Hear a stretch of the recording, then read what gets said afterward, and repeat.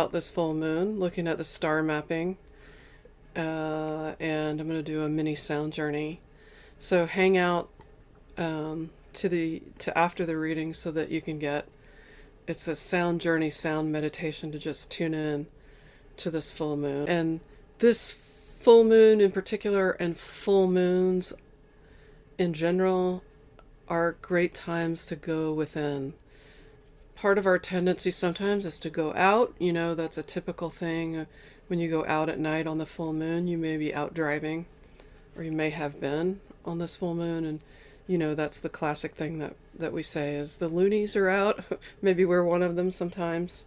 It can be a kind of, not super sober moment. We can go over the top in the full moon or the day or two after.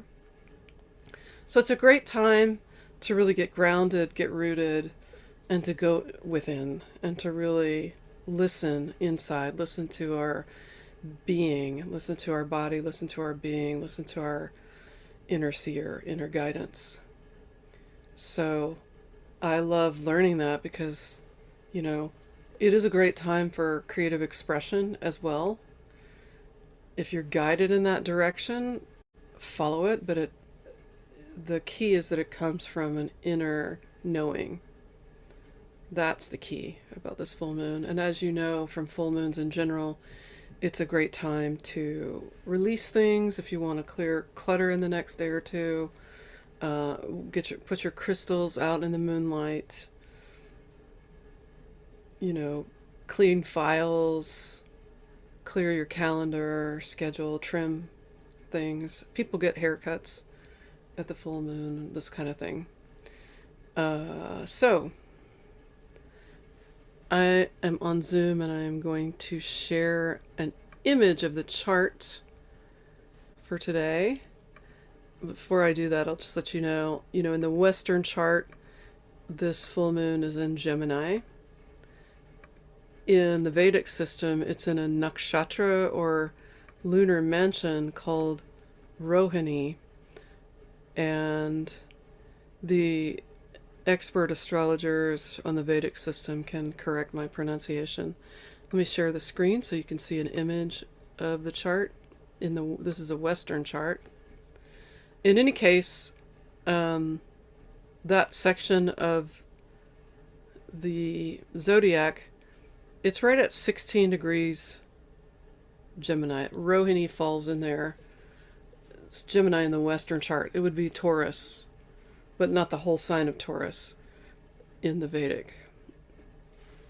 This is where it is in the Western, and you can convert that to Vedic if that's what you follow. Wikipedia has a great chart that shows you, if you look this up, where it is in the Vedics. So you'll notice it's called a full moon because it's opposite the sun directly, exactly. And this is for Los Angeles. The sun is opposite the moon, full moon. This square with a circle is Earth. So Earth is always opposite the sun. So full moon is really the moon and the Earth over here always. In this case, look where Mars is. It's almost exactly in the same place. So that's what's the most unique about this particular full moon. And some astrologers are saying this has an even bigger impact than the eclipse we had last month. So it's the last full moon of the year. It really marks our transition into the new year. And I'll be sharing about some classes and announcing those later. I'm going to do some meetings to help us review the past year coming up. And we'll look at the charts, but we'll also go within and just inventory the year that's passed and what we want to take with us, what we want to let go, and what we want to dream forward for 2023. Okay, Mars with the moon. The moon is a classic symbol of reflection, of reception. And a full moon, it's about sharing and being open with our feelings. With Mars here, and a retrograde Mars, it gives us pause. Really check in and filter before you share certain feelings. You don't want the Vesuvius of feelings coming out and you find out after you shouted at somebody what you really felt, or at least what you said you really felt. This is a great time to take a pause. And the good news is this particular moon, Mars is actually going to go behind the moon during this full moon for a moment. So you'll see it out in the sky and then you won't for a moment. It will be behind that full moon. And to me, that gives that the moon comes to the front, and that impulsive Mars energy, which is action and initiation, and it's impatient. It wants to move, especially in a place like Gemini or Rohini, which I'll talk about in a second. So it's going to go behind the moon. It gives us a chance to really let that reflection come to the fore, and that receptivity and listening. It's a great time for listening to yourself, listening to the other, listening to your guidance. So Gemini, as you know, Gemini is like I was taught that one of the symbols for Gemini, we can say it's like a bee. The bee that goes to all the flowers and pollinates. So we might feel like, I feel like this way one minute with Gemini and now this, and I want to do everything at once. It is a good time to coordinate, to plan. Mars also wants to go everywhere, wants to hop around, talk to everybody, social bee, busy bee. Great time to coordinate, to plan, maybe, do some calendar planning, things like this. Writing, excellent time to get into those morning pages, which I'm doing, or you're journaling, you're writing, communicating. Just bring in that sobriety and that being guided by the heart, which the sun in astrology is said to rule the heart. And the moon is our feelings, our emotional nature. It can be digestion and digesting things, taking them in. So let things be digested before you act on them with Mars. So that's Gemini. Rohini, and I understand this from my friend Marga Laub, who's an expert Vedic astrologer, and she explained it to me when she did a reading that was iconic. I'll never forget my first Vedic reading. Rohini is the entertainer. She's the favored wife, I believe. Might be daughter, but I think it's wife of Chandra. It's the favorite, the lord of all the houses. It's a favorite home for the moon, Chandra. Apparently, Chandra likes to be in Rohini because Rohini is very in that sign, because Rohini is like an entertainer, very sensual, witty, funny, has poetry, has arts, has music. So it is a great time to tap in and connect with that artist and the writer and the musician, the storyteller, all of that. So that's going to flavor this whole cycle as well. So if you've got a writing project, you're going to do morning pages regularly, or a music project, it's a great time to dive in and look. So another thing we want to notice, we have Venus, this planet here, the green. It's pretty much square Jupiter.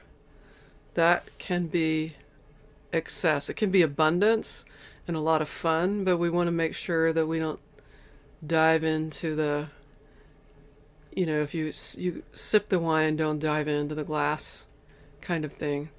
But it can be a really wonderful moment for abundance. This is 150 degrees, the sun, 16 degrees Sagittarius, 150 degrees from Uranus, the planet Uranus, which is close to the North Node, which has to do with our destiny, what we want to make grow. Anything 150 degrees from Uranus brings a kind of instability or on again, off again energy.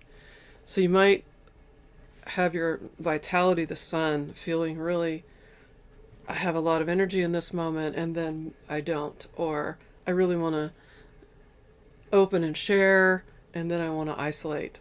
That can be a really natural cycle.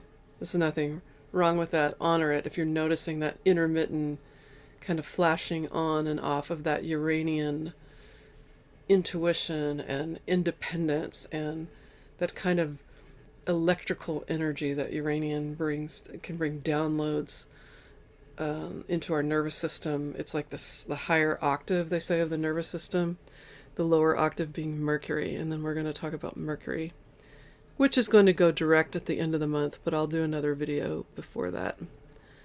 And here is Mercury next to Venus. So it's really also square Jupiter. It can be where you come out with your squares to Jupiter with Mercury, can be kind of pontificating, or just kind of too much information, that kind of thing. Sometimes we need to get it all out. That's great for writing a draft. Get it all out. I always say if you're writing a draft, you need to grow the tree before you can prune the tree. Get everything out, say it. But that's much better served saying it to your notebook than to somebody else. And then we can edit with other people. Be discerning. So that's some of the highlights of this full moon. And now I'm going to tune in, literally tune in, and we'll have a mini sound journey. And this one called for the big bull, because it's a big full moon. So we'll start with that. And thanks to my friend Audrey, who facilitated me having this bowl.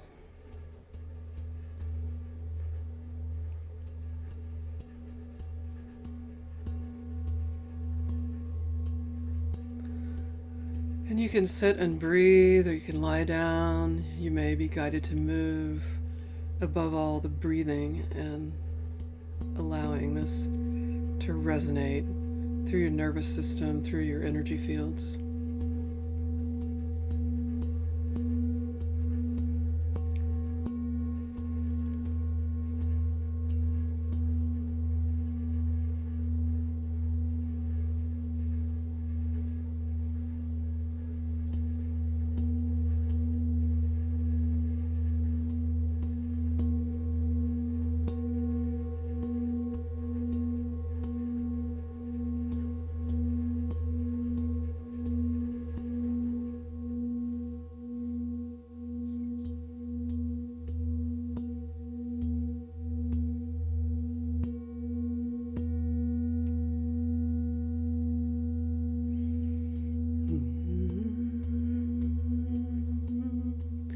You may feel guided to hum also, or just move to do so, or just receive.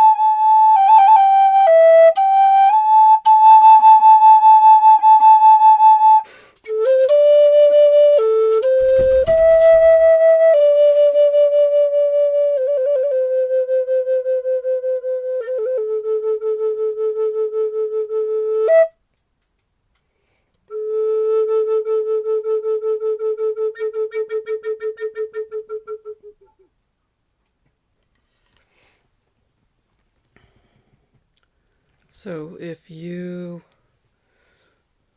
would like to have a reading about what's going on in your star map, there's information below, or there will be. If it's not there on the live yet, it'll be there just shortly after.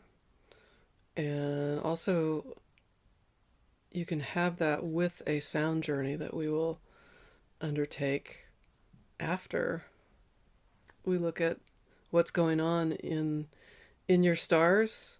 Then we can anchor it with sound, and you'll leave with a meditation, a sound meditation just for you for that moment. That's also an option. We'll be having also a solstice event, solstice sound journey, so there'll be information about that as well. Thank you so much. Have a delicious full moon, and I will see you again soon. Thank you.